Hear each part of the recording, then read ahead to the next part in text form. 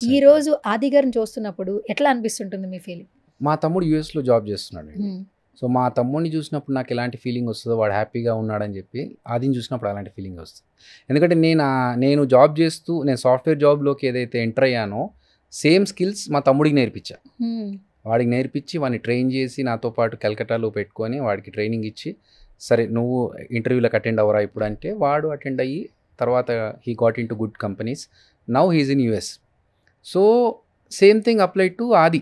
ఆదిని మన టీంలోకి తీసుకొని, ఆది నువ్వు రాయి, స్కిట్స్ రాయి అని చెప్పి మెల్లమెల్లగా వచ్చిన తర్వాత నాకు నాకు అప్పటికే ఒక 20, 30 స్కిట్స్ కాగానే అర్థమైపోయింది. అంటే టీమ్ లీడర్ అవుతాడా లేకపోతే ఏంటి అనేది పక్కన పెడితే he'll be definitely a good writer అనేది నాకు అర్థమైపోయింది. నేను మా ఫనీకి వీళ్ళకి చెప్పేవాడిని మా టీంలో, అరే ఆది రేపు ఒక పెద్ద సినిమాకి కానీ ఏదైనా మంచి ఆపర్చునిటీ వచ్చి అతను అటు వెళ్ళాల్సి వస్తే మనం స్కిట్స్ రాసుకునే స్టేజ్లో ఉండాలి తప్ప మర్చిపోద్దురా, అతని మీద డిపెండెన్సీ పెట్టుకోవద్దు. సో అట్లా నాకు already had a positive intention towards ఆది. మంచి స్కిట్స్ చేస్తూ రైటర్గా మంచి పేరు తెచ్చుకుంటాడు అనేది నాకు ఉండిపోయింది. సో అట్లా మన మన ద్వారా ఒక మంచి పొజిషన్లో ఉన్నాను వాళ్ళు చెప్పుకున్నా కూడా, సరే మా మా తమ్ముడు ఆది, మా తమ్ముడు మా వంశీ వీళ్ళందరూ ఎట్లా మంచి పొజిషన్లో ఉన్నారో వాళ్ళని చూస్తుంటే హ్యాపీగా అనిపిస్తూ ఉంటుంది. ఓకే.